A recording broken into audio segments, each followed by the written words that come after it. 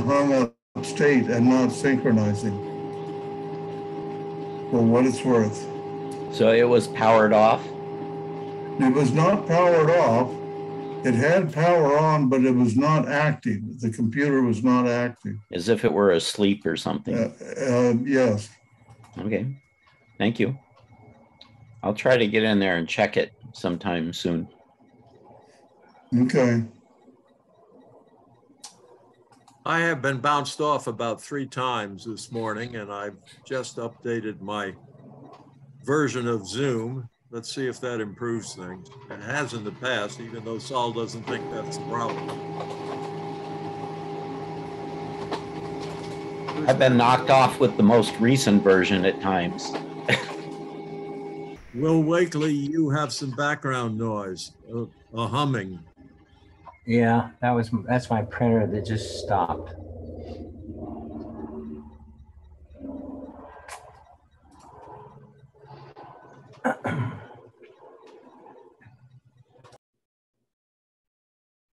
Morning, all. Morning. Morning, Alice. Good morning, Arlene. By the way, Will, I did chat with Louise Gillingham last week. Oh, good. And she's doing fine. She's as busy as ever, but keeping active and still going in, out and about with her kids. But we had a long chat. She said to tell everybody hi. Good. Thank you for that.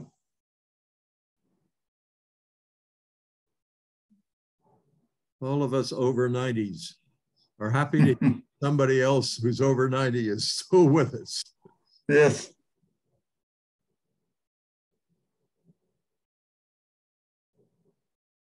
How old is Louise? Turned 96 in March. Wow. Wow.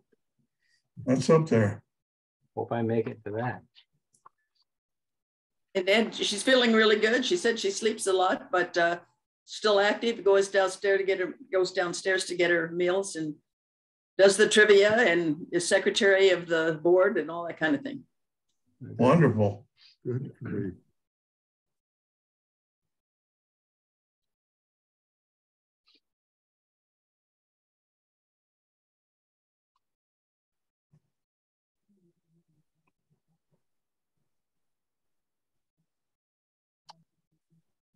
Still have it. Yeah, what happened? Oh, 6 weeks ago, 7, I had a car accident. Oh. Yeah. How long will you have the cast? I think at least a couple more weeks. He's going to look at x-rays in a couple weeks and decide. But it's feeling okay? Yeah. Good. I'm already doing PT. This cast comes off and I take it off 3 times a day and do some exercises. So. Oh, wow. Did you break your arm? Did you break your arm? Did something break or was it? Yeah. You know how bones in your arm or most bones have little flanges on the ends? Yeah. The impact of the airbag broke off all those pieces. Oh my gosh. So what's inside my arm now is a metal, my doctor called it a rake. It's got a long skinny part that's held with 2 screws. And then at the top is a bunch of tines holding all the little pieces together. Oh my gosh. Yeah. So you're not really waiting for it to heal because the reattachment has been done with the metal piece, right? Well, I'm waiting for it to knit together. Yeah. And there's a place where some bone has to fill in. And he said over time it will. But I'm doing okay. My car is getting closer and closer to being totaled. I keep hoping. I can imagine. It's every time I talk to them, there's another $3,000 worth of parts. So I keep hoping. Now total it. Yeah. Yeah. Well, don't keep having accidents just to get your car totaled. No. I love that car. I'm really sorry that happened because I did love that car. But now that it's so badly damaged, I don't want to have it anymore. The accident occurred because a man a boy stole a car, was making his getaway, and the police were chasing him. And I was headed south on a street and he was headed north, but he decided to use the southbound lane. So we had an almost head-on collision. Wow. Yeah. I am very glad you're still here. Well, my car did a good job. I had a passenger and both airbags went off and the belt tighteners went off too, because I had bruises on my hip. And so I knew that the belt tighteners worked. And we didn't pass out, but we both have broken arms, which I attribute to the airbags. And what year was your? My car was a 2019, which I had only had for a year. Oh gosh. And I really liked it. It was that gorgeous red color. But you know, that's really too bad. A friend of mine where I work, his son was doing the same thing down Chula Vista, north of San Diego. But anyway, was driving along and there was a police pursuit and the person that they were after decided to use the other lane. And fortunately, his son veered. Now he's lucky to be alive, same as you, because he rolled it 3 or 4 times. And the only way he was not injured was that the back window broke out and he was able to crawl out the back window. But it was the same thing exactly. They went right in his lane.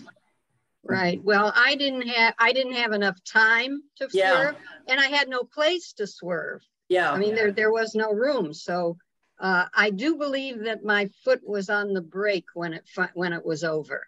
Wow. I must have done that, but I got hit not only in the front, but the lady who was behind me, because I stopped so abruptly, she hit me in the back. Oh my gosh.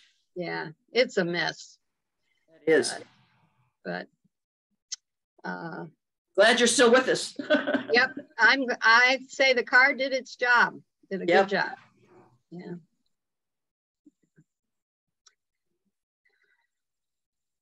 So Miriam, what kind of a car was it again? I missed that part. Oh, a Honda CRV from 2019. Well, they're good. That's what my daughter has. I would buy another one. Yeah. I have a Honda CRV in Hawaii, but it's a 3. But they didn't very much. You cut out. I didn't hear all of what you said. I said I have a Honda CRV in Hawaii, but it's 2003 or 4, I think. My comment was that Honda CRVs didn't change very much over the years. Right. And you see a lot of them on the street. Apparently they last. Yeah. They're the #1 car stolen here in San Diego, just for that, because they can resell them for parts and everything else down in Mexico. Oh, okay. Here in Wisconsin, the Kias and Hyundais are the most frequently stolen because apparently they're missing some theft prevention piece. Oh my God. Which they have fixed in the most recent cars, but the older ones that they're stealing like crazy. Because they're easier. And they steal catalytic converters. My son-in-law was living in an apartment and parked his car outside instead of in the garage and got out in the morning and no catalytic converter. Well, that's happening a lot. I had 2 catalytic converters stolen on my vehicle. Wow. One in front of my house, and then I loaned my car to my daughter, and one in front of her house. Oh my gosh.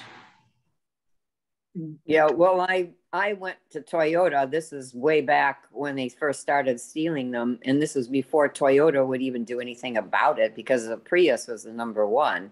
So when I went there and I called the police and I did everything else to see what could happen, because everybody around me was having their catalytic converters, stolen. So finally, Toyota stepped up, and even though it was a third-party part, they put it in and everything's been fine. The only thing I wish is that you had some sort of a sticker on there that said that you have it on so that they wouldn't mess around with your car. But yeah, it's worth a peace of mind for a couple $100. Legislation, I think, is being proposed in California to put a serial number on it. and to be reported by people at junkyards to report the serial numbers. Right, that'll help. Well, Yes. I don't know. They don't see the serial number until after it's been cut off and true. try to turn in. But they I might think find the something- source. They said something about painting them red or something, and then guys will recognize it's painted red and not take it. What does it cost to replace them? Couple grand. 1,000. Wow. They've got platinum in it. Yeah. Yeah. And I think And there's some rare earth metals. some, what is it, iridium and palladium or something like that. They've got 3 of them in there. It makes them worth about 30 grand each, is what I was told. That I can't don't think be. it's that much, but I think Yeah. so. 3 grand, I not don't think 30. so either. I That's think what it's they platinum. said. But an ounce of prevention. So I think it was only like maybe 500, 600 to have Toyota put it in and kind of So- guarantee it. So, and then I don't have to worry about my car being stolen and you know, where I can't drive it and all that sort of thing. What's So it's- amazing is that they can remove it in less than a minute. Right. Right. Yeah. And they go everywhere and they want all of the years. It's not like it's the old cars or the new cars, because when I was having mine done, it was somebody from 2004 or 5 that had theirs done, and it was taken from a parking lot where they worked in broad daylight. All this stuff is in broad daylight half the time. And then the next one is the Uber driving me home. The guy was telling me about his son had his catalytic converter stolen, and it was like a brand new car. So it's like they want them all. These are all Priuses. So I have a cage welded over mine now. Good idea. Yeah. that's good. I see a person by the name of Elizabeth S. Elizabeth, have you been on our Zoom before? This is my first week. Hank sent me the link to check out your group. Oh, good. Welcome. What is your Yes. last name, Elizabeth? Smith, Smith. Okay. We know each other from the Hemlock Society. You and I? Yes, I was on the board for a while. Oh, yes. I recall now. Yes, Glad to see you again. thank you. Likewise. Well, as you can see, everybody, I've started sharing my screen, but I didn't mute everybody before I did. So that's a mistake. Hold on a minute. I'm going to mute all. It's well past 10:30. So I will begin the presentation.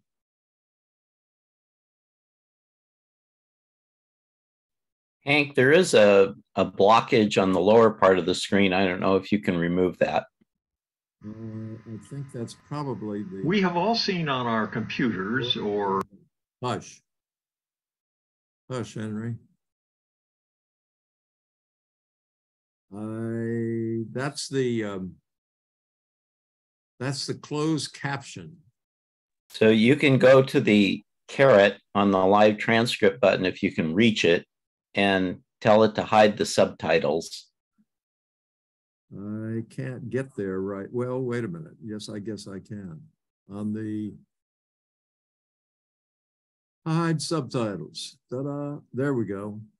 There. Now, are things pretty well? They're almost there. There's a little bit of stuff on the lower left, but I don't think it's going to be a problem. Okay, here we go. We have all seen on our computers or heard of emails that look important, appear to come from an organization that we deal with. They ask us to click here, and they are scams. Many of those emails are attempts to plant a virus or hijack your computer or steal the login to your bank or worse. And the consequences can be really bad. So, how can you know when not to click? Here are some suggestions, and I will show you examples after I go through these suggestions. If the message suggests you must click something to solve a problem, first, look really closely at the email address, the full address.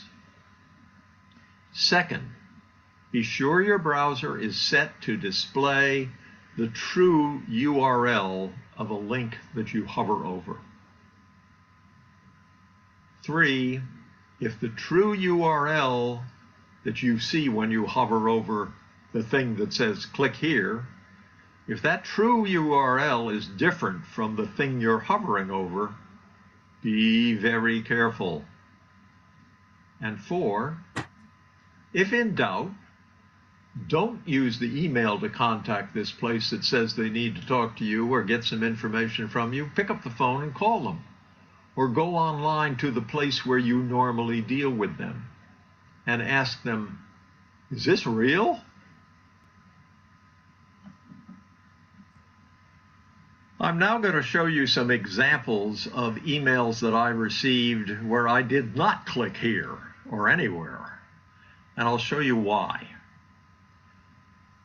These range from some that I received, today is April 10th, from some that I've received as recently as this last week, the last month, a couple of months ago, and all the way back 4 years. There were others. Here's the most recent. It says it's from AOL. It says AOL mail service. And it says your 2 incoming mails were placed on pending status due to the recent upgrade of our database. In order to receive the messages, click here. Well, first thing I look at is it says it's from AOL mail service, but look at the email address. Now, that's the full email address. If I didn't have this set to show details, see there it says show details. If I didn't have it set, all it would say is email services. There's another clue. It came to me as a blind carbon copy, BCC, which means it probably was sent as one of many, and there were lots of other BCC addresses in there that it was sent to. That's common. But most revealing is that it doesn't come from anything that says AOL or America Online or anything like AOL. It comes from ArtSculpt at mindspring.com. That's the first clue. The second clue is that the click here, now when I hover over click here, that shows down in the lower left-hand corner that this really comes from olgabragina.ru. The .ru is Russia. If you want to know what a dot after the .com or at the end of a domain name is, type .ru or .au or .de into Google, and it will tell you what country that email address is, or what country is hosting that website. This one is hosted in Russia. I'm not going to click there. Okay, let's look at the next.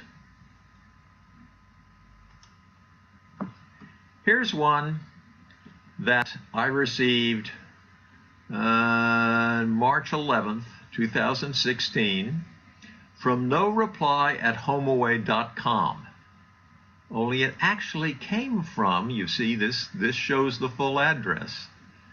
It says it's from noreply@homeaway.com, but it's actually at noreply@elqs.homeaway.on.com. I don't know what .on is, but I'm pretty sure that that's really not homeaway.com, because homeaway.com is HOMEAWAY.com. That's the first clue.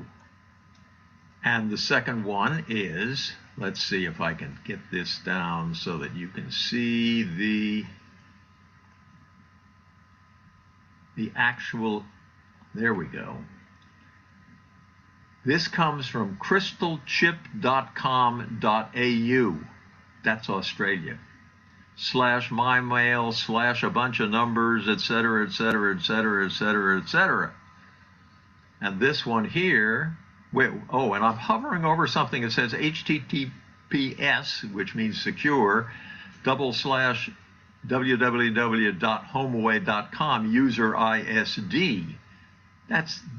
That is not anywhere near what the actual URL is.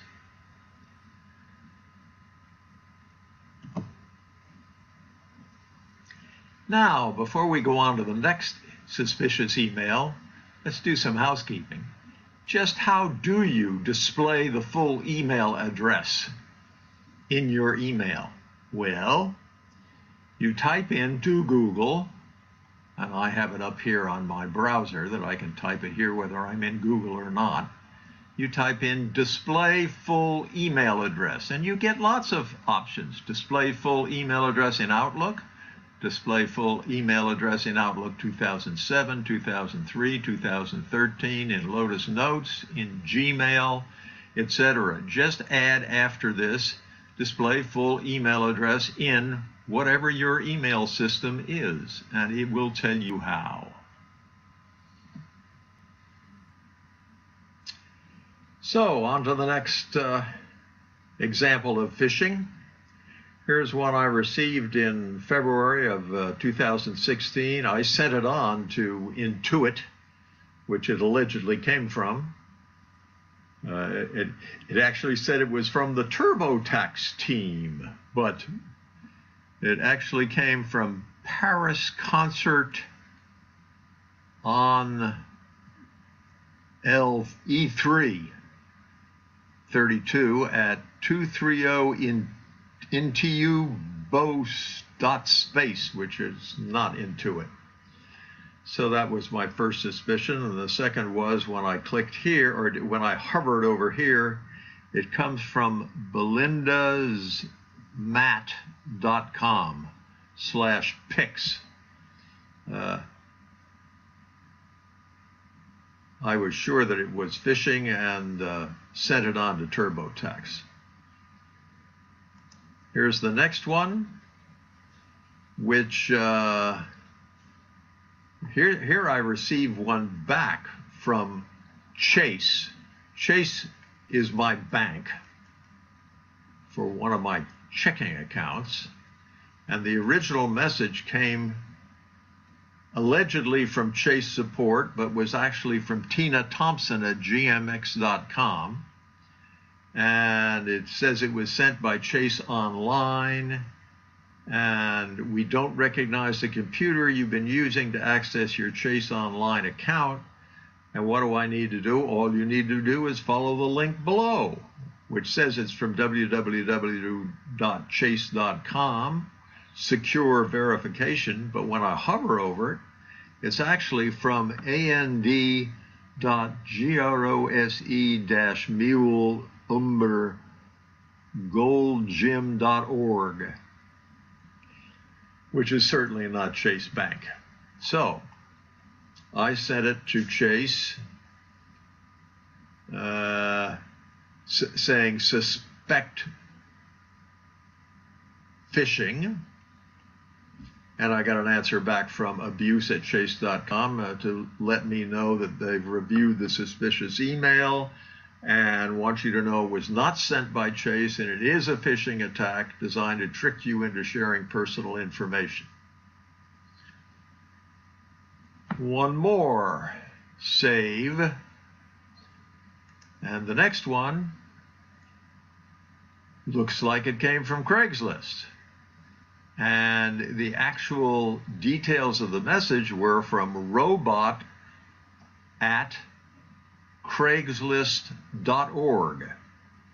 Well, the problem is that when you look at the links, well, the first problem was I had not put up an ad on Craigslist for trying to sell a double stainless steel sink. So that was my first clue. And the next was when I hovered over the various links, they were not from Craigslist. Let's use one that's right down here, and then I can make the display show you both what I'm hovering over and the actual email, the actual URL. The actual URL is balancetransfers101.com. I'm not interested in having a balance transfer. I worry about balance transfers that I don't initiate. So I decided that that was not a valid email, and I did not click on anything, and I'm not going to. Now on to the next suspicious email. Here's one again from Chase Online that actually came from someone named B66Leo1 at AOL.com. First clue. Next clue, the Chase Online link and bill pay services link. They're telling me that the services below will be deactivated and deleted if your profile is not verified within 5 business days. And log into your account through our advanced security server at www.chase.com, which is actually www.gdi2011.hu. If you go up here and put in .hu,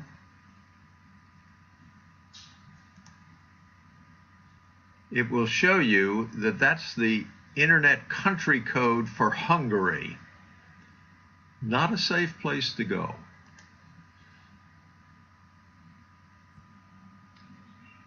Here is a new email that came in this morning, April 22nd, from Security Alert. And when I open it, if I didn't have the details shown, it would say Security Alert to me. Here's a clue. It came to me as a blind copy. It probably means it was sent to hundreds of people. And when you show details, you'll see that it doesn't come from anything that says AOL. It comes from rjohn13 at apu.edu.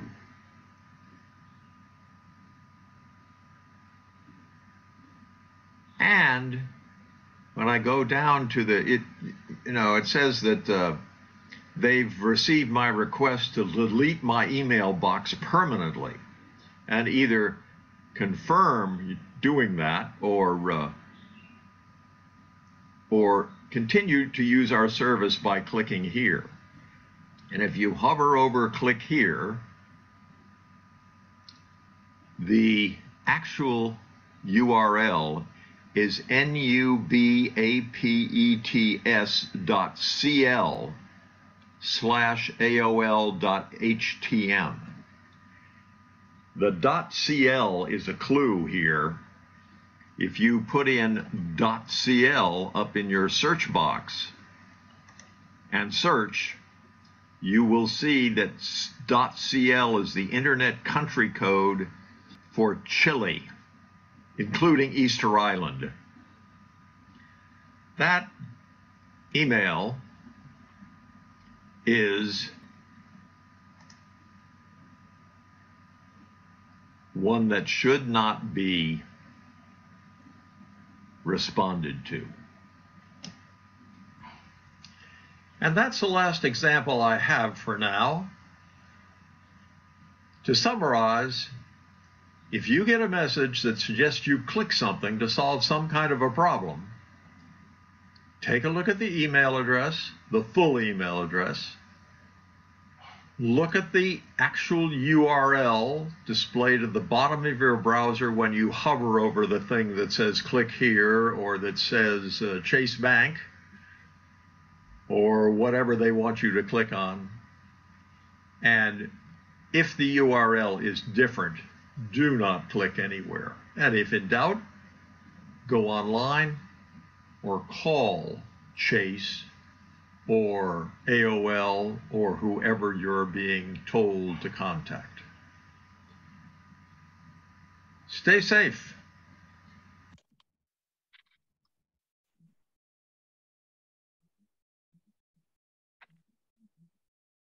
Stop the share.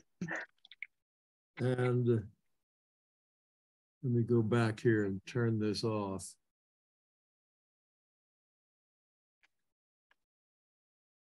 So it doesn't start up again. There we go. Okay, any questions? Barbara? Yes, a couple of little questions. I'm not doing any harm then by actually opening the email, right? I don't know of the case where that happens. Is Ross here? I don't see Ross. Ross, where are you? No. Okay. My other question then, to get rid of that email, should I just put it in trash or should I put it in spam? Well, I put those in spam, and then I empty my spam at least once a day. Okay. I get a lot of spam. Yeah, I empty mine once a week, but yeah, good idea. Okay, thank you. You're welcome. David. Nope, he disappeared. Ways that I have.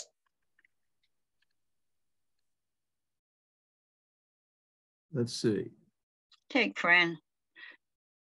Oh, here it comes, I think. Fran, go ahead. First of all, Hank, I really want to thank you for that. Can you hear me okay? I got a new headphone. Can you guys hear me? Your volume's a little low. Okay. Well, anyway, thank you so much for that. We know all about phishing, but the details of how to snoop it out were very helpful. I had just gotten a letter yesterday from Kathy that they were going to renew it, that it was renewed, and there was no link though. So I was nervous that I had opened it. So I don't know if there's something else going on, but it was from some guy.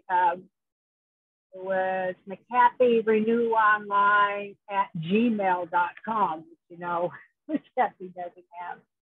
So, and the third thing I want to say is hello to the Hemlock Society members out there. I don't bring it up too much, but I'm strongly vested in the assisted death here in Canada and actually do the procedure for patients. Bye. Okay, back to David.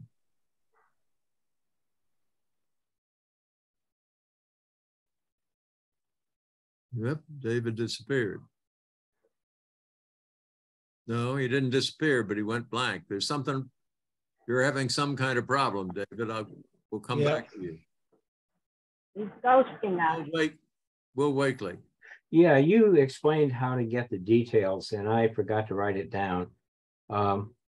Can you review what that was? As I remember, first of all, this video that I just played was made in 2016, so it's not necessarily completely up to date, but the principles are completely up to date. And I think what you're asking is where I put in the search box in Google, I typed in how to display the true URL. Okay, that may be it. By the way, I checked .on and it's Mexico.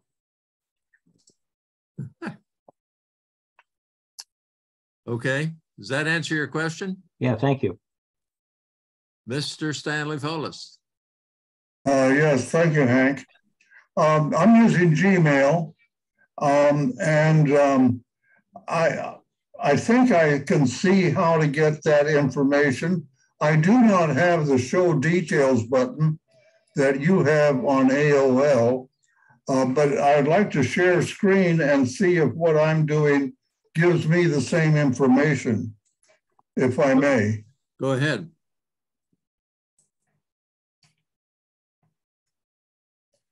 Now, here's I'm looking at a message, and can you see this, first of all? Yes. Yeah, it's pretty small. All right. Okay, well, let me see. How's that? Better. Okay, so here it says Peacock, no reply at email.peacock.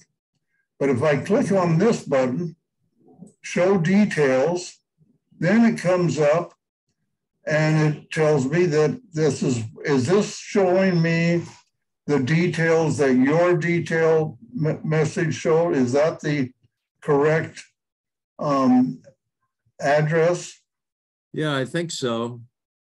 Okay, this is not necessarily a phishing.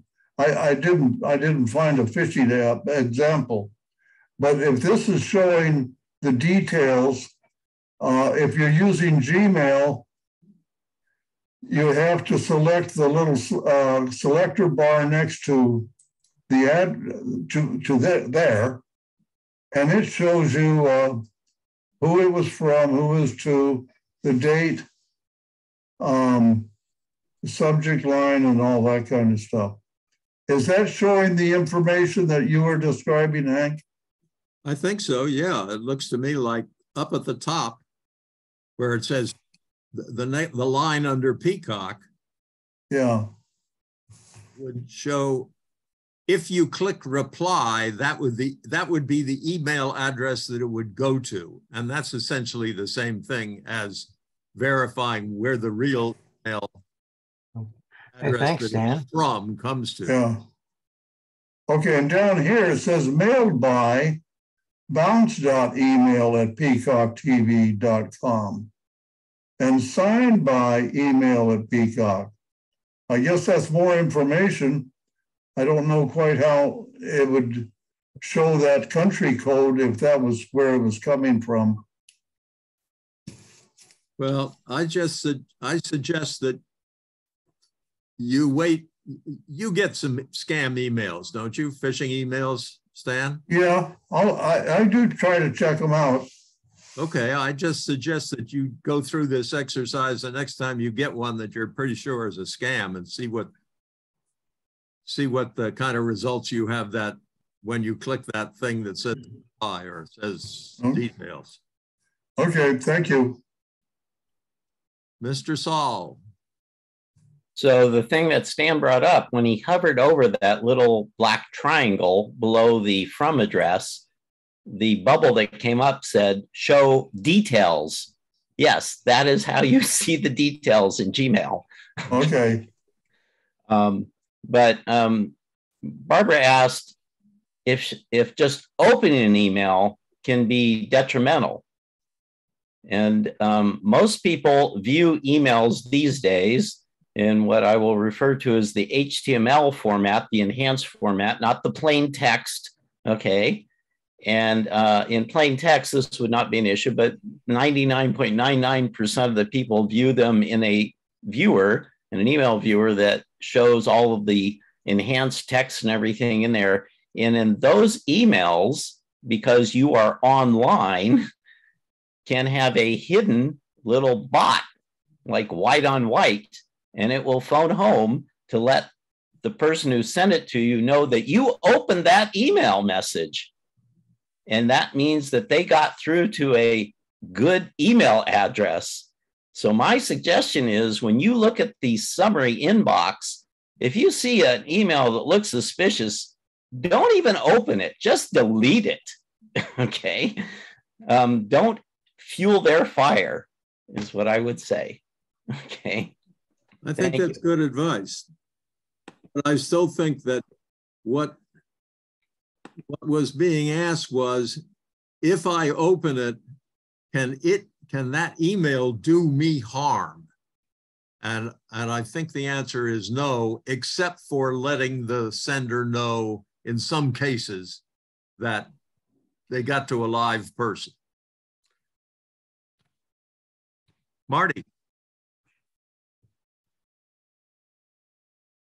So one of the things that I do when I get those suspicious emails, I look at it, and then on the right-hand corner, right-hand section, there's 3 dots.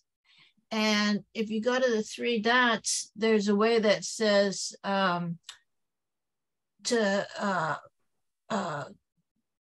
not let that person ever send you another email. It's I forget what the terminology is, but yeah, to block that particular sender, and then they can never send you another one.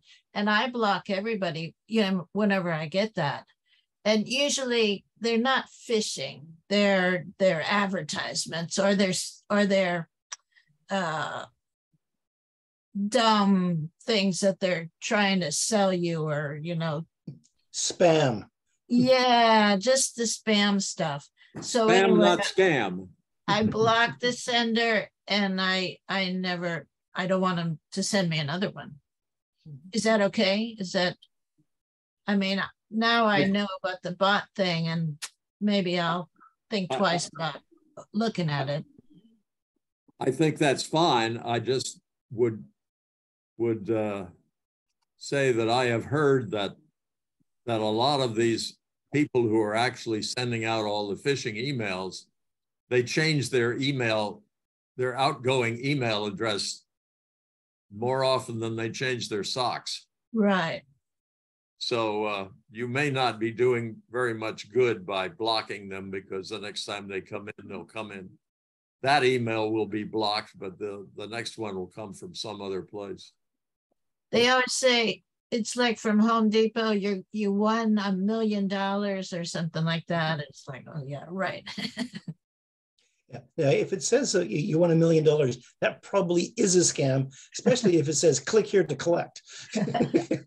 And I have a feeling the money is not going to be coming towards you. It may be going away from you. Anything else, David? Yeah, I was trying to say before, when my connection got a bit flaky, that one of the other kinds of phishing things that I seem to get is from people that I know who've had their emails in, someone's collected them because they got into someone's address book or something, and it'll say, oh, hi, David, I went up to see this museum 2 days ago. I took some nice pictures, click here to see them. Same sort of thing. That, okay, the problem is it looks like it's coming from a person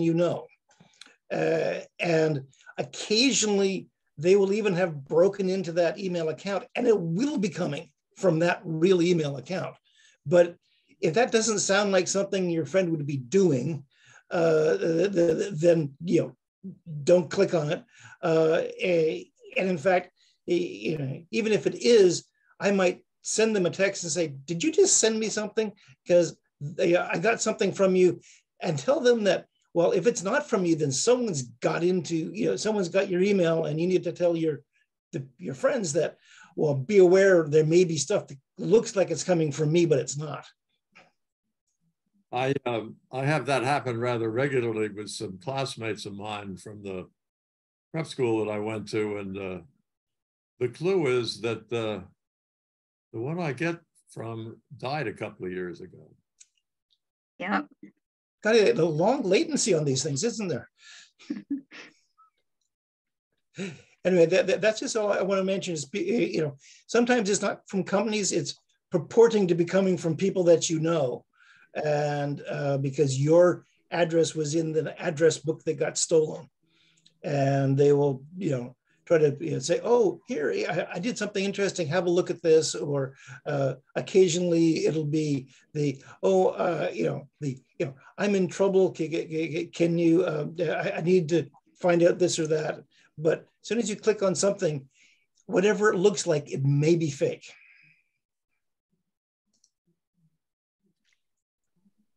Okay, yep, okay. I've had the same, not for quite a while now, but I was getting fairly regular ones from supposedly an old friend of mine.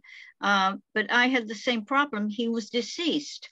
So, I knew it was not correct. But I find if I hover over without opening the email, if I hover over the sent address, it does show me the true address that it's coming from. So I can determine without actually opening it that it is a scam of some sort. That's great. Yeah, okay, thank you. What are you using for your email system? Which what? What system or are you using for reading that email or for hovering over the email address? I'm on Yahoo. Your Yahoo email. Right, my Yahoo email. So, okay, thank you. Fran. Similar question, the three dots that show a block, what service is that?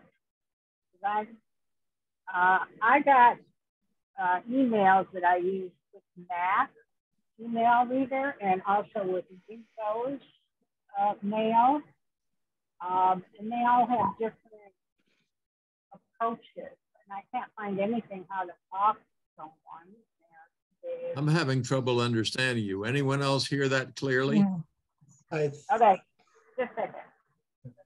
Let me disconnect. She wanted to know how to block someone with her email client. Is that right, Fran? Yeah, how you did the block, because and there's everyone using different email clients. And so I got my Mac, and then I got my Windows one, and I don't see three dots. I can't find it anywhere where to really block them. Your sound is a lot better. You can do that on a phone, but I don't see it on the computer where I can block. Depends on what program you're using to look at the mail. So if you're using the browser, then you have to browse Google for that. If you're using Outlook, then you go into the Outlook settings. And again, you have to Google for that because each computer is different, unfortunately. So you do the same thing that was suggested as to how to display the full email address. Go to Google and say, how do I block an email sender in, and then add your email system. How do I block an email sender?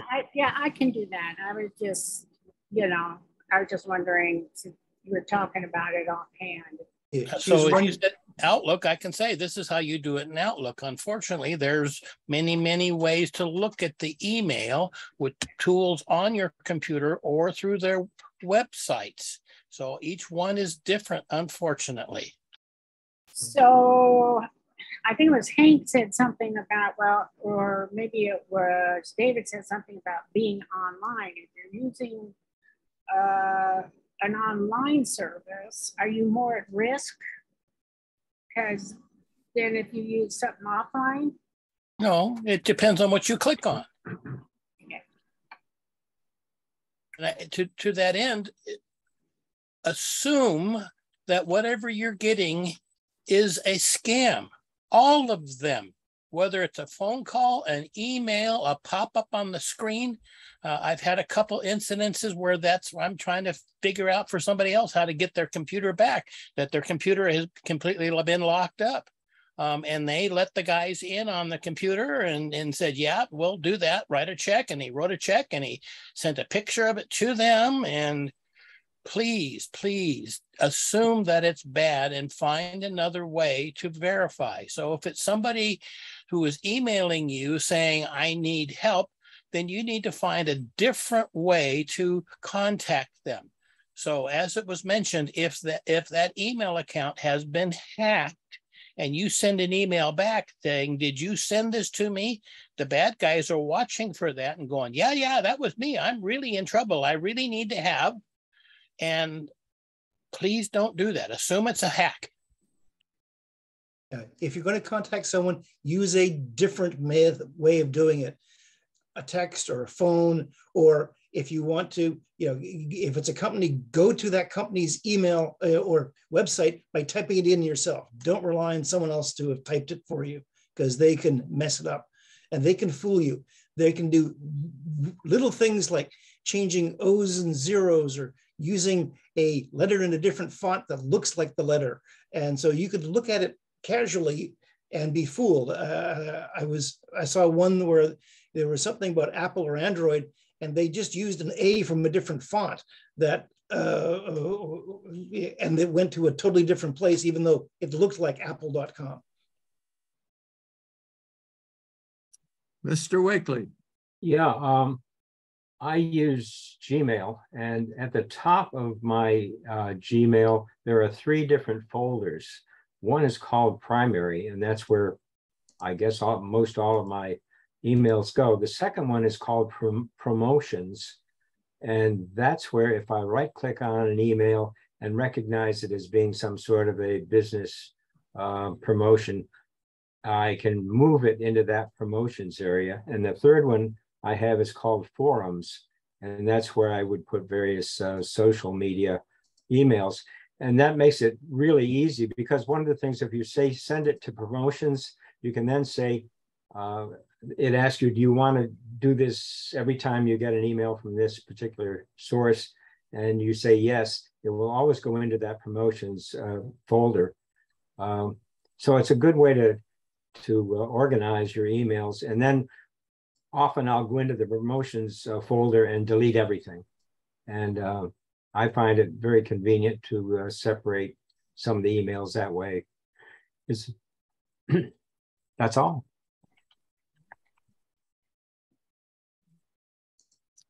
Okay, wait a minute. I was off looking at my Gmail. I've got to come back here and run. Ross, you got your hand up still. So to Will, yes, I understand what you're saying, Will, and having the folders over there, and that's the categories that Google is putting your email into when you are looking at your Gmail, either through google.com or using the Gmail app on there. It's just another way to help categorize the information. Yes, there's a lot there, and yes, you can go in and delete things in that area. With Gmail, one of the nice features, I think, when you're online or in the Gmail app, if you click on an email, you have the option on there.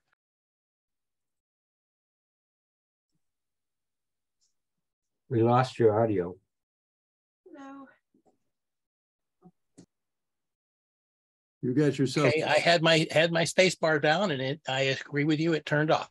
Okay, with Gmail, you can then, when you are marking an email as bad or not that you want, you can say mark it. You have the little stop sign with an exclamation point in there, and that says mark it as reported as spam. What that does is it tells Google that you don't want to get these emails at all, and you don't think anybody should get them because, again, it's, say, a Viagra ad or something like that. And it will also go down to the bottom and remove, if it is a relatively legitimate company, they have an unsubscribe, and it will do all that for you in one shot. You don't have to go back in and do that. Ross, how do you get to this? How do you mark it as a spam again? Okay, pick an email and look at that across the top of your page. And you have one of the buttons that's there that is a stop sign. It's the third from the left for me. And it's a little hexagon, and it has an explanation in the center of that. And if you click on that, it gives you the option to mark that as spam, and then it will automatically unsubscribe you if it's available on that particular email. Okay, thank you. Also, can you change the Here's, excuse me, but here's what Ross was talking about. There's Right. Okay. spam with a little stop sign. Right. And if you hover over it, it shows what it's going to do before you click on it. Yeah. Okay, good. And I got that by picking an email. Yes. And a check mark in the box. Now you have to put the check mark in the box. No, you just have to have it highlighted in blue there, sir. Well, all right. Really? Let's see. Well, okay. No. I highlight this. Oh, there they are. They're over here. Well, they're sort of over here, but they're not really. I don't see the stop sign. Okay, maybe go ahead and put the check mark. Does not hurt. Yeah. Yeah. Now you get. Now you get it. Right. You get a lot more than that too. Right. And with the check mark thing is you can do that without having to open it, whereas before we were opening it to have a look at it. Right. Yeah. And then by just opening an email, you can be sending information back to the sender that, again, you opened that email and you read it. If you don't open it and you automatically just delete it, it can do the same thing as far as sending it back to the trash can. I've had financial institutions that were getting responses saying the email that you sent can't be delivered because the mailbox is full or missing. And they're going, we didn't do that. Again, there was code in that HTML email that says, when you open it, send this response. Yeah. Hank, is this your email? Gmail? Yes. Hank? No, I don't see it's not the Gmail, excuse me, it's not the email I use, but I do have a Gmail account. Okay, I don't see the folders at the top that I have in my Gmail. Is there a way to turn those on? And they're there. They're on the left-hand side, sir. You're just not seeing it the way he has it zoomed. Yeah, it's sort of scrolled down. And Will, you can turn those on and off if you go up to that gear icon. On there. You go up to the gear icon. Yeah. Choose the view. Look at all the settings. Go to your inbox. You see all settings. Okay, click on the see all settings there. Where? Down. On the right-hand side of the page in blue. Below down. What? Here Not we that go. far down, right Yep. there.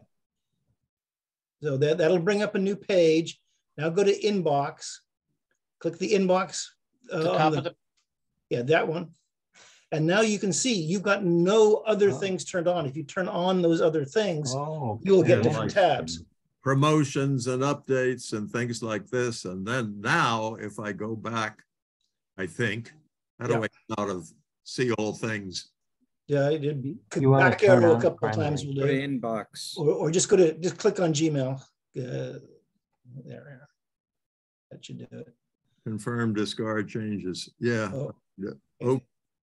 So basically, okay, it wanted you to actually never mind. Apply those changes at the save bottom. it. I got to go somewhere and save it. Yeah, probably at the bottom. Yeah, at any rate. Yeah, but that's how you change which tabs show up. Yeah.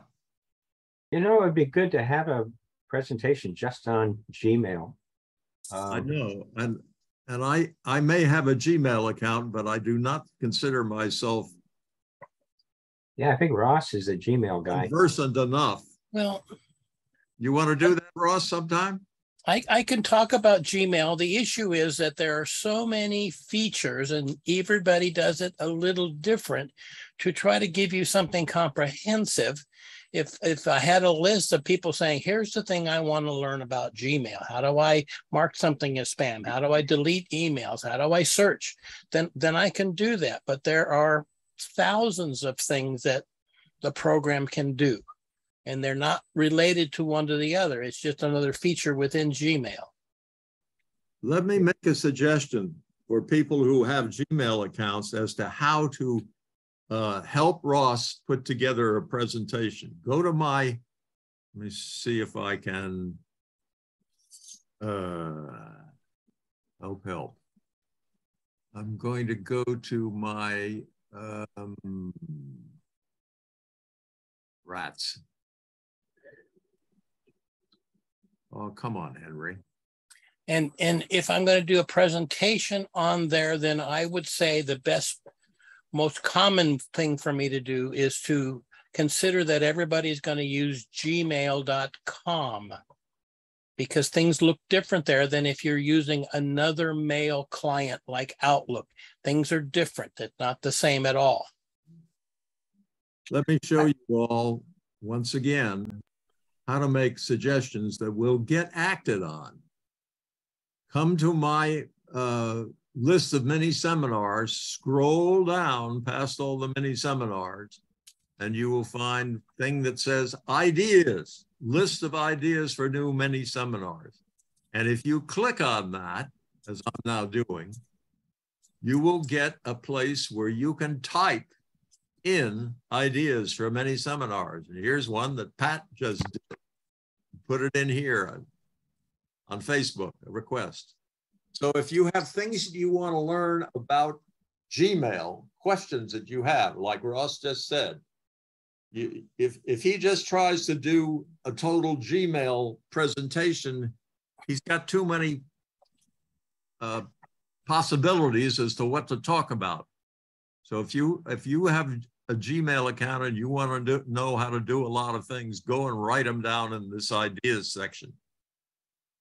Hank, one suggestion, seeing how far you scroll down, I would say put anything you want people to find easily at the top of the page. Yep, okay, I'm doing that now. I'm not changing this so that there is a space here. Start just, see it says start just below here. That's where you put your cursor and start typing. Okay, I'm going to take that out. I don't need to have a session on that subject. Okay, back to our regular screen. There we are. I guess. Ross, you still got your hand up. Well, I want to emphasize again with a couple things that I ran into this week and I'm still working on now, is that the emails coming from where their account was hacked and they sent out an email that I was going to a pub in Ireland and now I need $50 because I'm locked out of my hotel. Anything that you get like that in an email is more than likely a scam. You have to find some other way. So if you don't have this particular person's contact where you can call them, then maybe you know somebody that does, and you can call them and say, are they in Ireland? Did they travel? If it's just generic information like that, then it's 99.9% fake. Please don't fall for it. Don't give out your credit card. Don't give out a check number.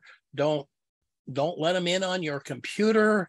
These are all things that happened this week for my customers. And I'm just trying to let everybody know to please be careful. If you think it's something that you need to really address, ask somebody else. Send a copy of it to me or call me. And I can say, yep, it's good, or no, that's bad. And it's getting harder and harder to tell, as was mentioned, when you look at those emails, whether it is actually true or it's false. But again, I would assume that it's false, not that it's true. And make them prove to you that it's your bank or somewhere else that is through where you contact them directly, not through the way they first started with you. If they start the conversation and tell you you have a virus in your computer, they're the virus, not you having a virus in your computer. Now, Ross, I sort of think of it as doing reverse two-factor authentication. Well, I understand. We try to believe it's true, and if somebody was walking down the street and somebody walked up and says, "Give me $100," people won't do that. But if you get an email that says, "Hi, this is Mary. You know Mary. Please give me $100," people do it. I have two very good friends who sent thousands of dollars in response to an email or a telephone call that said, "Grandpa, I'm in jail." Yeah. I got one of those, and my first question was, "What's your sister's name?" Yeah, I understand, and Will likes to play with them on the phone too. And I think you're playing with fire when you do that. Just please hang up. I really was. I did it because I was convinced enough that it could possibly be that I.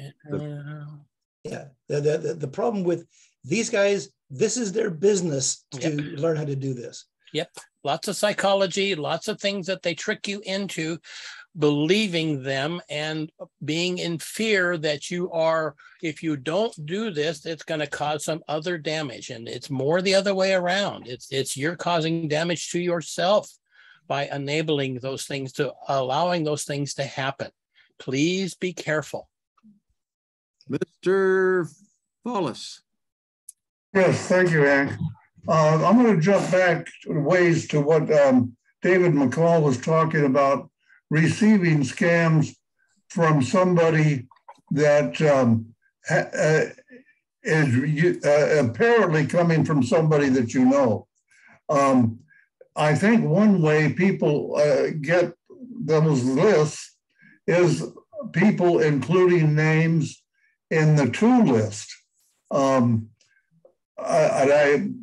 The Peninsula Shepherd Center, Lisa sent out an announcement to all PSC members and putting the names in the to list. And I would like to use your influence with Rita and Kathy in the office to not do that, because that would, if somebody should get that list that wants to do us harm, they would have a list of people that meet certain demographic criteria, mainly being members of the Peninsula Shepherd Center. And from that, you can assume that they are seniors and are not necessarily destitute, and all sorts of demographic factors about that. And you know that it was sent by Lisa Noakes, and use her name in that type of scam. So I think that they should be cautioned. I'm sure the audience here is well aware to not send out, put a whole bunch of names in the to list, but to use the BCC function for that. So anyway, I just wanted to lay something on David to use his influence with the office to stop that. Yeah. Just think before you send anything out that every address in the to is visible by everybody else. And it's basically, in some ways it's a privacy thing. Everyone in the organization doesn't need to know everyone else's in the organization's email address. Amen. Will. Yeah, a couple things. In Gmail, there is a thing called archive. I've never used it. Can anybody tell me what that is and why I should use it? Ross? Well, I haven't used it myself. I'm assuming that it's going to take it from your other areas of the email and kind of clean those up and put them into another area called archive, which means history. It's getting it rid of out of your local area on the computer. Just be aware that within Gmail, you have a total of 15 gigabyte worth of space for everything, for your email, for your Google Drive. All those things contribute to that 15 gigabytes. I'm assuming the archive does also. But instead of saying I'm going to have all my email in one folder from now back to the beginning of time, I can take everything from 2010 and below and put it over in the archive. And that way, when I go in and search for things, I'm not looking for things that are in that whole big folder. It's just the one area. Yeah. Okay. Here's what you get when you say, what does archive mean in Gmail? Okay, thanks. That's about right. It's basically, if you've read them and you don't need to look at them, you can, basically put them in the archive. It's just sort of, it's keeping things clean. But if you, in some ways, if you never want to see it again, delete it. If you want to keep it for your records, you can archive it. Okay. I find the search doesn't work all that well sometimes. I get weird results when I try to search for an email. Okay, second item is in contacts, in the Gmail contacts, it'll come up and say you have several duplicate duplicate addresses. Has anybody tried to clean that out? I've never tried it. I just wonder if anybody's used that and it works. It says, eliminate the duplicates, and presumably the only one remains. Yeah. So you're talking about in Gmail that is coming up and telling you have a duplicate in the contacts? Yes. Okay, then I'm assuming that you have 2 contacts or more in your contact list. Yes. What's there. So you should be able to Google, or I say search for that, and it should show you both of those contacts. Yeah. And in Google land, contacts is a separate app. Gmail is one app, but the contacts are a separate place. That contacts can be shared with your phone or your email or anything else that may need to have some of that information. I've just been hesitant to go in and tell it to eliminate the duplicates for fear that it might get rid of all of them and not save one. I don't think it will get rid of them. I think it should give you the option. What it does for me in Outlook anyway is to combine them. Yeah. Okay. Yeah, it should merge them. If you have, if you have Ross Malloy and one contact had his address, and then you made another Ross Malloy and another contact had his phone number, then when you merge them, you should get one contact with both of those pieces of information. Oh, it will do a merge. Okay, good. Well, I have done that and not have any bad consequence of doing it. So yes, I have done what you described with no problem, and it did merge 2 different entries into a single entry with the total of all the information. Okay, thank you. Patricia. Okay, I just had a comment about Will's comment, in that when I tried to, on my Gmail account, when I tried to delete it, I mean, it's easier to archive, but basically I just want to get rid of the thing. I don't want to look at it again. But when you do it on your phone, it's like a multiple step. I don't think there is any way around that. But on my Gmail, on my computer, which I finally got back up, so I'm on this thing now, I was getting duplicates, but they were basically from Facebook. So I don't know how to get rid of the duplicate, but other than deleting it myself. So if anybody has any ideas about that, that would be good. And the other thing is that with the contacts on my iPhone, I went to merge it, but I think what happened is I lost the original phone number from the, Ross is doing the same. Yeah, you don't merge. It's not merge, it's like replace. They don't tell you that. So luckily, actually it was Fran's phone number, and she's in Canada, so there's special phone numbers. So luckily I had saved it on my landline, so I still had it, but it was a little ridiculous. Just to warn everybody, don't necessarily merge. You don't get it merged, you get it replaced. I think the general sort of thing should be, if you're not sure about something, try it on a single or a small set that you could recover if you needed to. Once you've verified how it works, then you can expand out to doing more things. Well, I figured merge was merge, and I was going to get a couple phone numbers there, so they lied. But anyway, thanks, Dave. I'll try that next time. Ross? Okay, on iPhones and contact lists, on all phones, one of the reasons I recommend Outlook, as was mentioned a few moments ago, is that Outlook has 3 separate functions built into the same program: contact, email, and calendar. Everything else in Android and in Apple, they're 3 separate programs. So this week I worked with a customer on their iPhone in their Apple email program. We got rid of a email account from the Apple email program, and it deleted all the contacts on their phone. Ouch. And so then we said, well, wait a minute. we have iCloud on there. I see iCloud backup, and I couldn't see how to recover it. And we talked to two different people at Apple, and that account was gone. They said you cannot recover it. So I would strongly recommend that if you are using an Apple device, and you should have at least another device that has all your contacts on it that you can see before you start messing with contacts on the phone, having it on a computer, having a time machine backup on a computer, because then you could get the information back. iCloud, I was shaken this week by saying I thought I would be able to get an account back, something we just deleted off of the phone. And they said, nope, can't do that.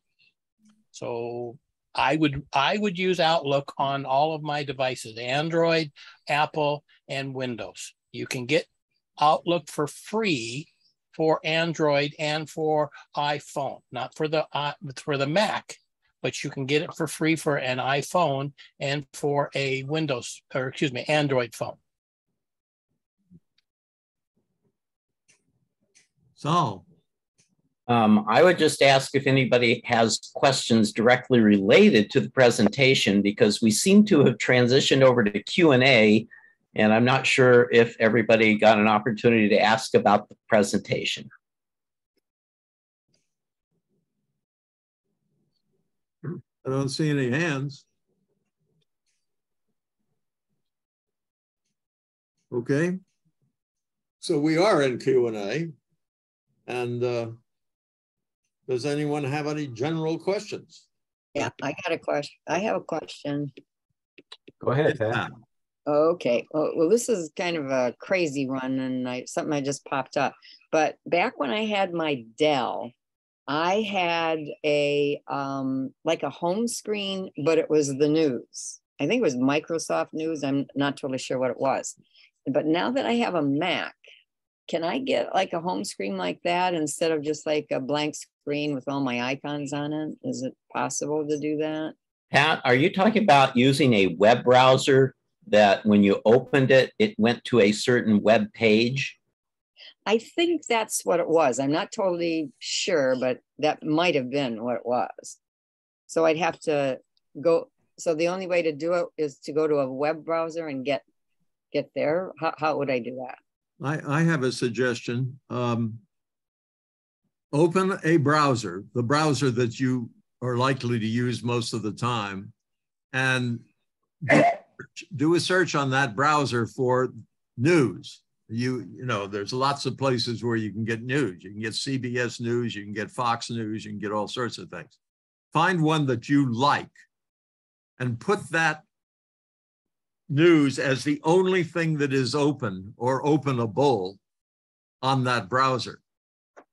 And then go to the browser save function, the settings of that browser, and set it up so that if you turn your browser off and you restart it, it will come up to that news page. Okay, and updated. You want to get to just that, you close your browser and open it again, and there's your news page. There may be better ways to do it, but that would save that.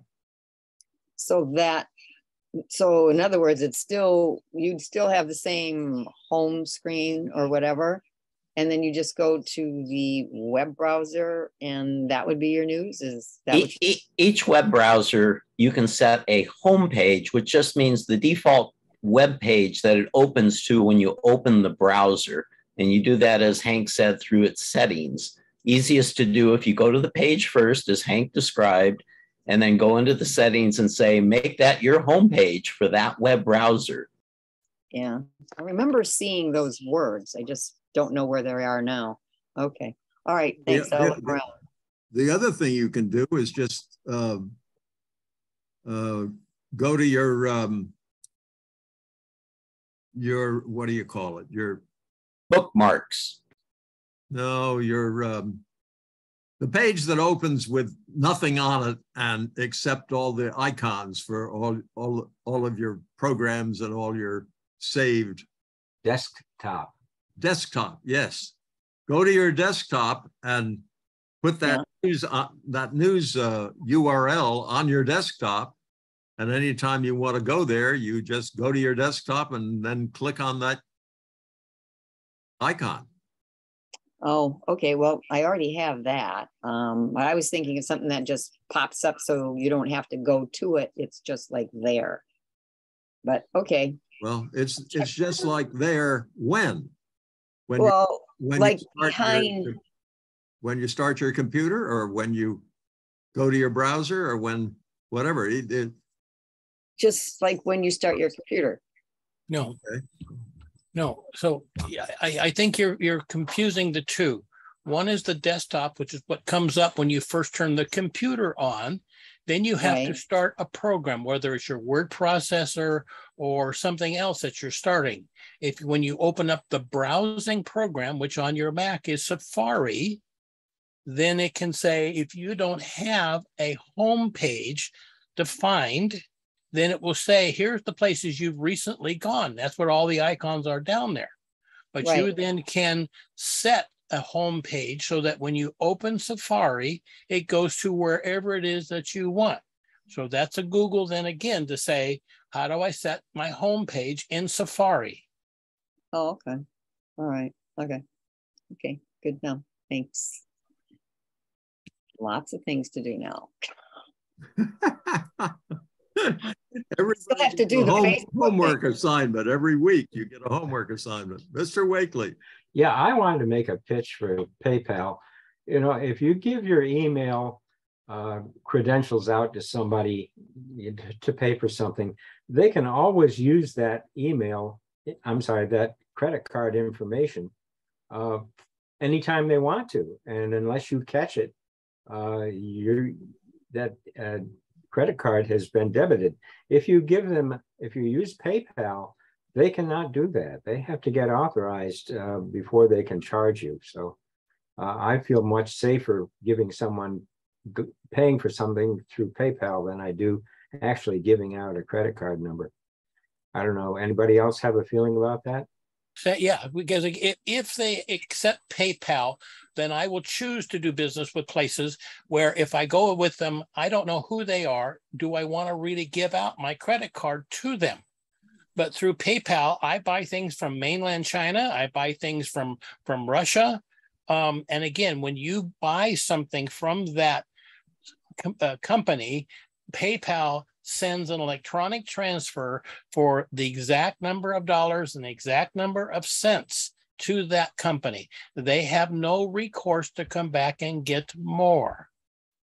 So, but a lot of places don't accept PayPal. But again, if I'm saying I'm trying to buy something and I can't find it through Amazon or can't find it through eBay, and I find on the web, okay, this company over here has it, then one of the first things I do before I buy is I go down to the bottom and say, what pay sources do they accept? If they accept PayPal, then I know I have a company in my corner that will pull that money back if there is a problem. I did that 2.5 years ago when we got locked down in COVID, and I had bought a $100 gift card from Soup Plantation. Well, Soup Plantation shut down.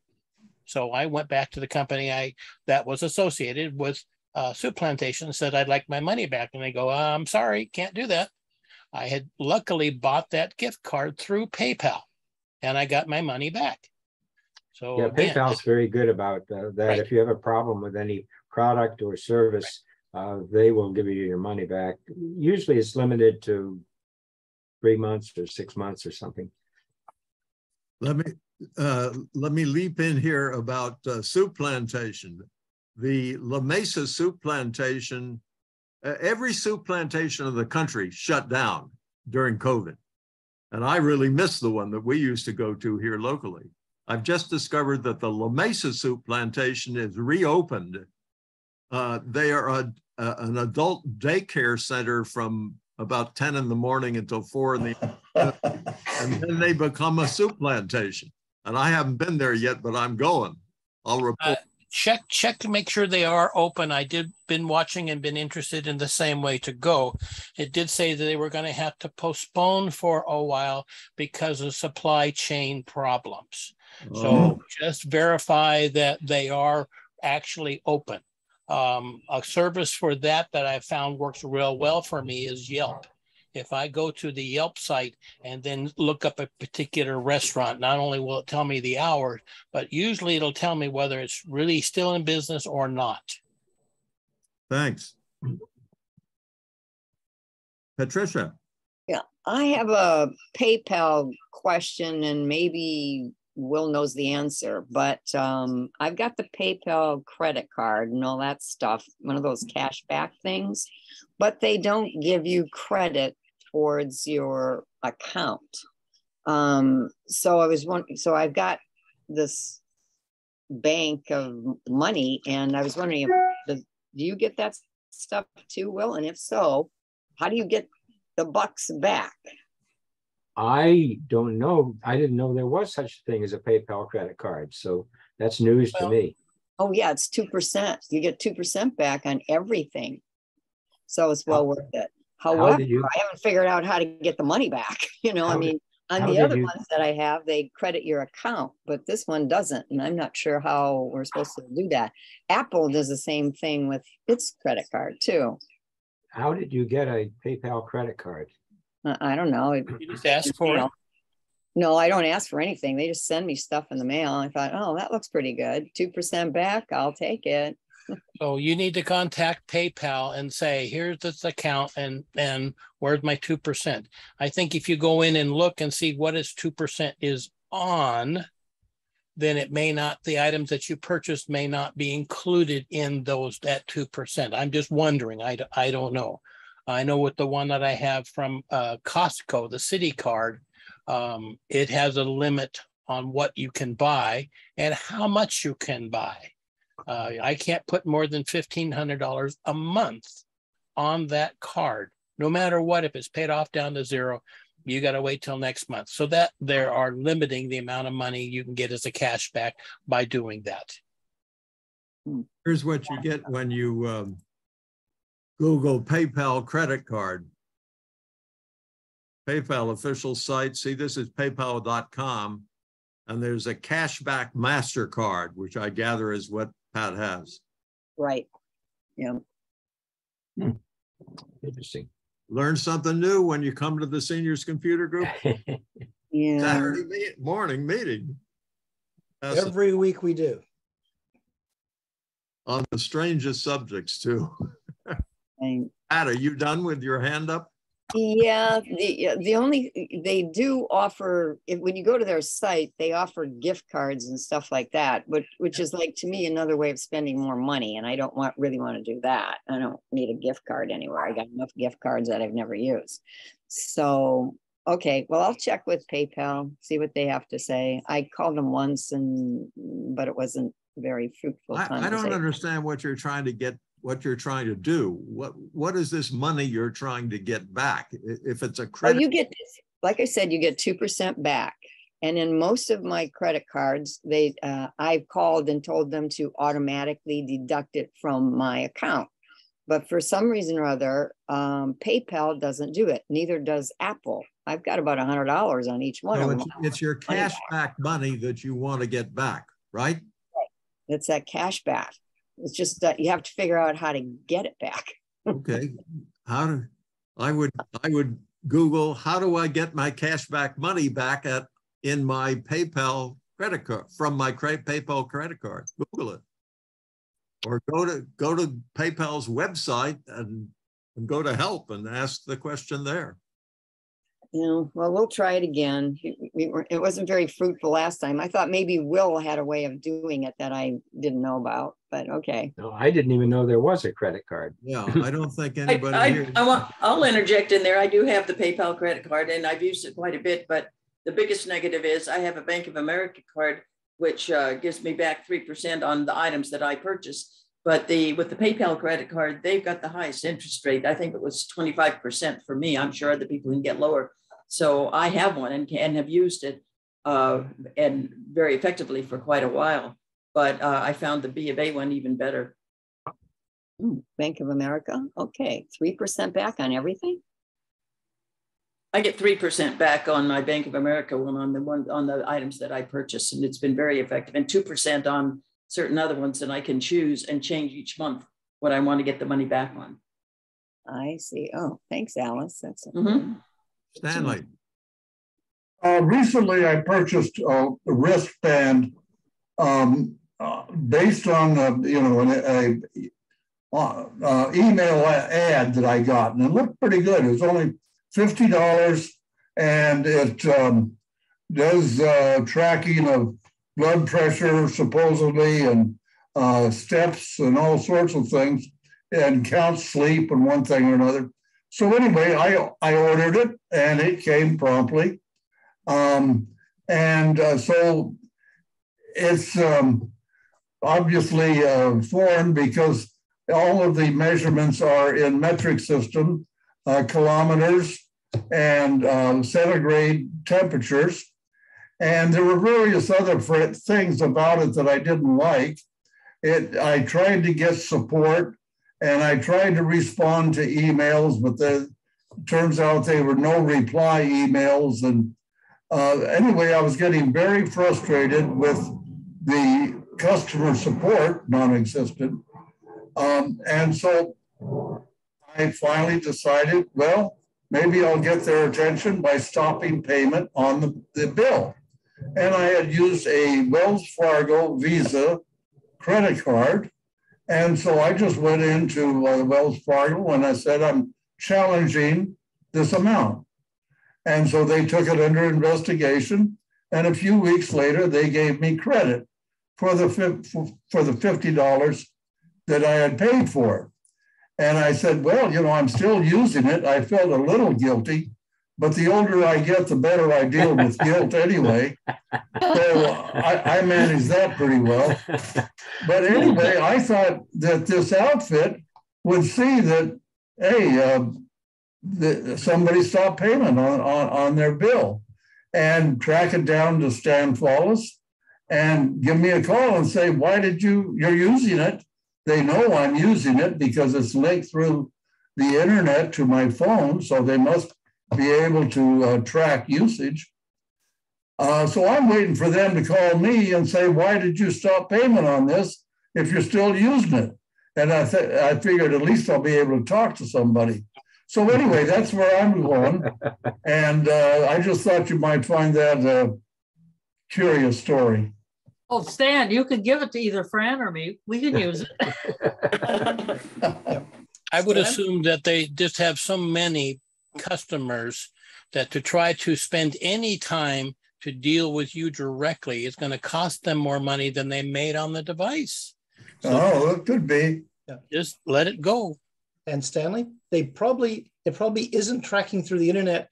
That device, if it's like the one I have on my wrist, is Bluetooth connected to my phone, so it's not using the internet. So there may not have any exposure that way. Okay.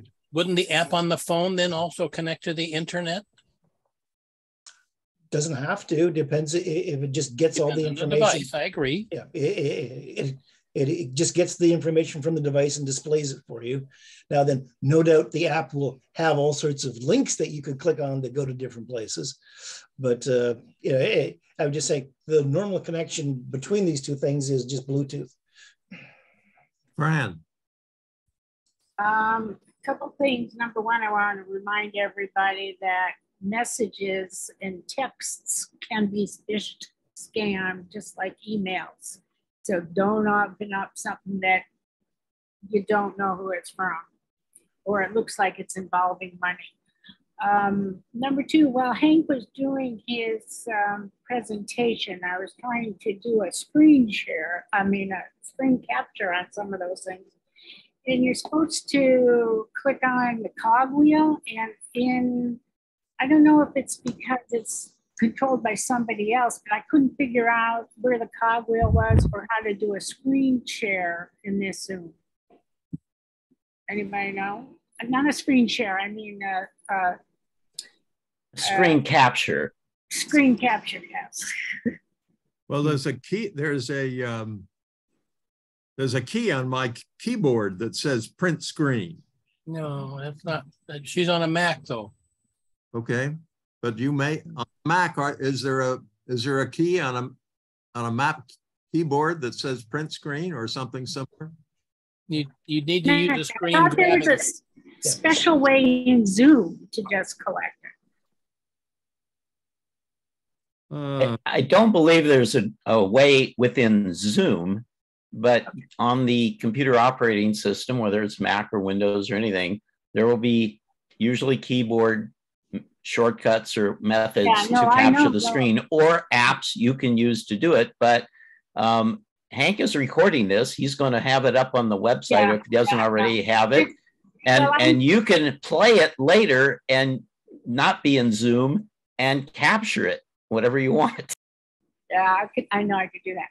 I thought that I had read somewhere there was a way, and I Googled it, and there is a way, but see, the gear box that usually shows up that gives you those options is not showing up. Maybe it's because I'm not the host or something. I don't know. But I have an app called Snap and Sketch. It's a third-party program that sits down in my sys tray. Yeah, I have one of those too. And that's what I use because that's the easiest one I've found. Okay, thanks. That's on the Windows 10 start menu. Yeah, but Mac has that too. And on the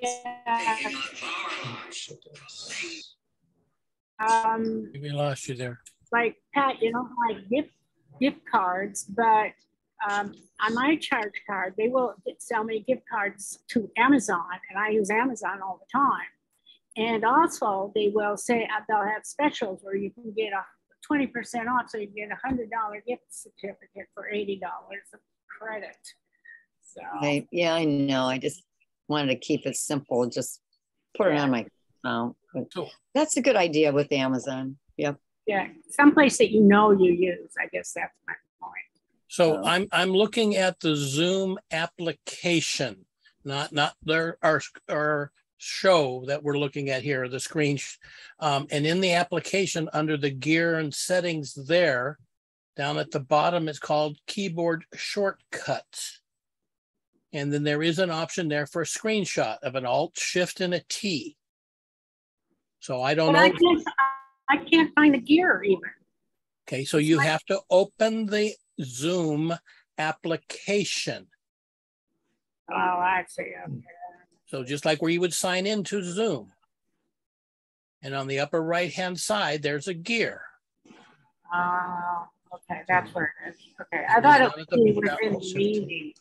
And then down towards the bottom of that list, where you can put check marks in there to say, here are the things that I want to have. It shows screenshot. Okay, I'll do that. Thank you. And thank you, Ross, for dedicating your time here for free to us and all your knowledge. I mean, you're welcome. So nice. Yeah, I just tried Alt Shift T, and it does seem to work in that and it gives you a little window you can draw to capture something. So I would recommend you should become familiar with the screenshot program that you have in the computer that you would use everywhere. So the snipping tool is what I use in Windows, and I use it for all of the programs. And if I needed to do a screenshot for Zoom, that's what I would use. It's kind of like saying I get used to using this photo editing program. And I don't care where the picture comes from. That's what I use to edit the photo. Yeah. And on Windows, I think it's a Windows Shift S. We'll get the snipping tool. Okay. Well, that's interesting. Yeah, we have that screenshot thing on the Apple. I never thought about using it on Zoom though. But going back to the Zoom part though, I'd rather use that. Get up with this. Why? Would you have to have a second Zoom thing open? So you have Zoom that I'm looking at. So again, my question is why would you use another one other than the one that's built into the computer that you already know how to use? It's not going to give you any additional features.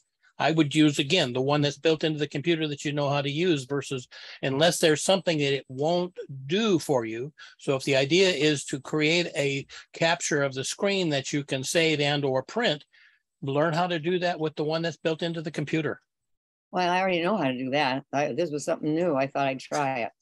Might be easier. Who knows? She wants to do it because it's new. Okay. Something like that, just different, just to see. It might be easier than this thing that I film with all the time. Yeah, but Patricia wants to learn something new every 5 minutes. No, I drive myself. Tell us about it. Mr. Wakely. Yeah, before we Just close, like her. before we close down, we have an attendee by the name of Carol E. And Carol, what is your last name? Eckhart, E-C-K-H-A-R-T. You asked her last week, sir. No, I asked Marion Eckmiller last week. It was another Eck. Our membership chairman is counting members, prospective members. Okay, thank you, Carol. You're welcome. I sent out an email to everyone who gets this invitation who is not a Seniors Computer Group member and invited them to become a Seniors Computer Group member and invited them to pay dues. I got one response. And Hank, I think I got your thing, but I've paid my dues, so I'm not sure if your list is. My list is not infallible. It's very fallible. David, I believe he copied the board on it. Maybe No, that. I didn't. I thought I had sent it. That's how I think I got it. Well. So, okay, Carol, did you have any questions? You've been quiet so far. Did you have any things that you'd like to learn about? One thing on Facebook, I looked up a recipe on air fryer, and now I get so many air fryer recipes. It's just, so how do I shut that off? Don't go to Facebook. You probably can't. Although in Facebook, there is a place where you can click on an ad and you can say, I don't want to see any more of these. Or you say, I already bought this, and they'll go away. So that's something you might look at. But they may have sold that information to all the other marketing companies. Oh man, really? Oh, great. You can cancel, you can elect not to get emails or notifications at all. There is a setting. Well, Hank has a mini seminar on Facebook, right, Hank? Yes. I think it's about 5 years old. Bye-bye, Arlene.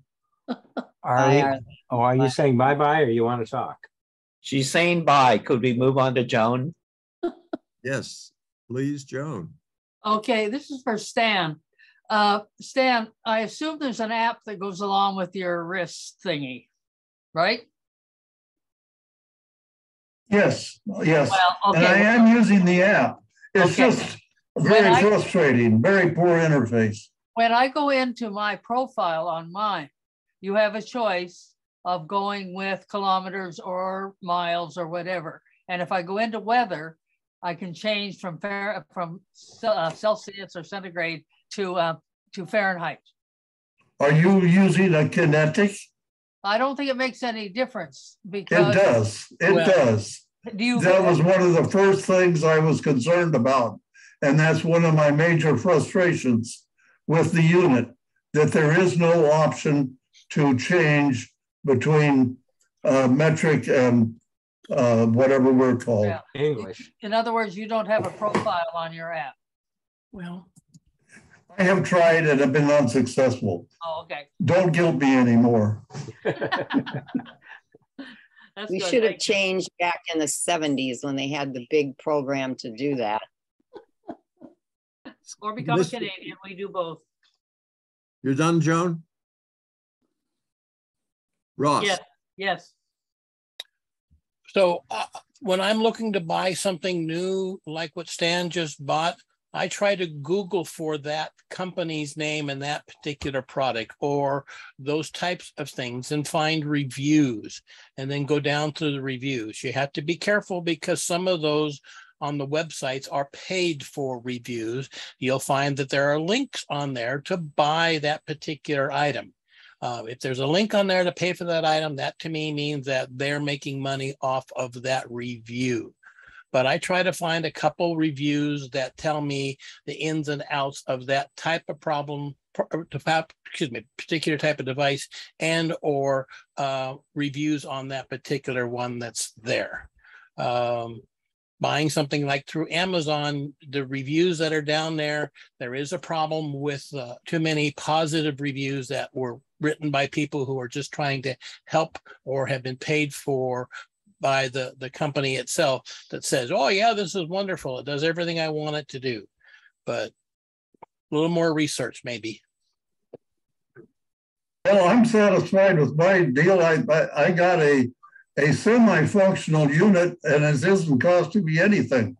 So just your frustration. Yeah, then your just my frustration. Yes. Yeah, I'm sure that's the other thing wonders. is, I just did that on something I saw at Costco yesterday. It looked like a pretty good deal on a Ping video camera, doorbell, motion sensor combination for what seemed to be a reasonable price. And so I went on Amazon and searched for this device, and I found one. Actually, I went to the Costco site and checked the reviews, and I immediately checked the few negative reviews. Most of them were positive. And they told me enough about it that they, first off, they said that it's too easy to steal the doorbell. And so I decided to skip it. But you're right. Yes, I will do that next time. Thank you. I would recommend that when you're looking for the doorbell cameras, I have one, look at what the subscription fee is for being able to get that video on your phone. Yeah, that's the other thing. There was nothing in the literature or in the advertisement that there was anything about a subscription fee, but I found in the reviews they want $100 a year or something to have it appear on your phone. Yep. So Stan, I was just thinking that that watch that's supposed to measure your blood pressure, it's probably measuring higher because of all your frustration. Actually, it's measuring lower than my armband BP meter. So I'm a little suspicious of it anyway. Yeah, I don't, well, no, never mind. I'll zip my lip. Patricia, you have your hand up again. Yeah, this is I was waiting for this thing to correct itself, but it never did. Last night, I was supposed to update the software update, and I thought I had done that. Anyway, I get up this morning and I click it on and it hasn't. Apparently it did. That's why I was doing my thing on the phone instead of on here. But now I've got it, you know, the update just automatically updated itself. I didn't want to do it then, but it did. So, but what's happening now is I'm in my email and I click on my email and nothing comes up where it used to. It's now coming up like I'm in my Hotmail account. So it's coming up where you can kind of get the little blurb about what it is, but nothing pops up on the other side where you can actually read it. So it's always done both, and now it's not doing either one. I mean, they're all blank. What computer are you on? I'm on my Mac. Okay, and what program are you using to look at the mail? This is the Safari one. Then it sounds like the view in Safari and for Hotmail has changed. So you have to find in the Safari, in the Outlook, excuse me, in the Hotmail program settings, how to change the view. And I would not have expected that an update from Apple would have changed the way that looked, because that's a setting within the program itself for Hotmail. Okay, well, actually, just now, as I was waiting and waiting, just now they all popped up on my Hotmail. And check my Gmail and see if they did that, because it's slower than molasses in January. But anyway, thank you. Thank you. Will. Yeah, I buy a lot of stuff through Amazon. And one of the things that shows up when I purchase an item is says other places you can get a discount or something. I have never used that option. I wonder, other people that buy things through Amazon, have you ever used those other options of where it says you can go to, I've forgotten, it may be some credit card or something, and they will give you lower prices than you're given on Amazon? Anybody do that? Well, I think I was warned about that you may not get your free shipping, and they don't really back it up the way Amazon does. Okay. Yeah. Well, they're usually alternate sellers. It will give you a list of and what the conditions are, such as shipping and prices and that. I don't know what you're referring to when you talk about a discount. I think I do. It's a program that you can add onto your browser. Oh. I can't remember the name of it, but every time you go to pay for something, this program will say, let me see if I can get you a discount. Honey is one of those that will do that. Yeah. What? Honey is one of those that will do that. Yeah. Some of the credit cards offer that service also, that if you're using that credit card to purchase with, then they will go ahead and look for online discounts for those items. I'm about ready to get rid of Honey because it's too intrusive, saying, oh yeah, we got 27 different things that we can test to see if we can get you a lower price. And they rarely, if ever, find anything for me.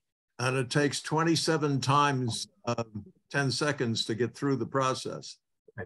Well, I'm a Prime member, and I'll tell you, that pays off. I probably save on shipping triple the amount I pay for Prime. Plus, there's a lot of other goodies that Prime will give you, including things on TV. And free shipping if you live in Hawaii is a big deal. Oh, it would be, yeah. So I have the best deal of all because my daughter has the account and she orders everything I need from that. There you go. Takes care of it. I was pleasantly surprised this week with my purchase from Walmart. I use a website called Tech Bargains, and they had a couple things on there that says Walmart has these for a discounted price. So I went in and said, let me get a couple of those. And I got 3 or 4 other minor items.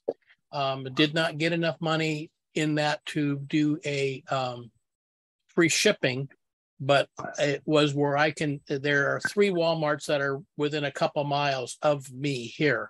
So I just set it up to pick up, and it was there waiting, and it was a very simple, easy process. And I'm going to try to use it a little bit more because it was so convenient. Great. Will, you still got more? One other comment. We were talking about blood pressure earlier. My blood pressure was running high, and my doctor had me on 2 different BP medications. I looked them up on the internet, and it said those are the 2 worst BP medications you can possibly take. So Google Doctor, I kind of believe. So I stopped them, and I started taking CBD gummies. And surprisingly, my BP dropped like 30 points. I was amazed at it. And I think it's just a stress reduction that makes it work. But anyway, I just pass that along for what it's worth from Dr. Wakely. I saw this week also an ad that says if you eat this, it will help reduce your blood pressure. And it was chocolate. Cocoa. So I like that one. I'm going to go look back in and look at that. It talked about taking capsules, so it wasn't really just a flavor. It was just the fact that you got the cocoa essence, and I'm willing to try that a little more. I like chocolate as it is. It's absolutely true, as long as the cocoa value is 80% or more. And you can get like Trader Joe's bars or 75, so you're pretty close. But and you should have about a quarter of a cup a day, but it is very healthy. Okay. Go for it. Any excuse to have chocolate, right? The problem I find with blood pressure, you can change your blood pressure literally within minutes, depending upon what you're doing and how you feel and what you've eaten and things like that. So be careful as to what the readings are, as to when you take them and what you've been doing at the time you take them. That's all. I don't see any more hands. Well, we're 20 minutes past lunch. Yeah. So see you all next week. Yeah. See you later. I'm leaving for lunch. Okay. Bye, folks. I think this has been a very good meeting, and we're getting used to using the raise hand function. And I think that helps move it along in a little more organized way. So thank you all for being here, and very productive. Thank you. Okay. Until next week then. Bye-bye. Bye-bye. Bye-bye.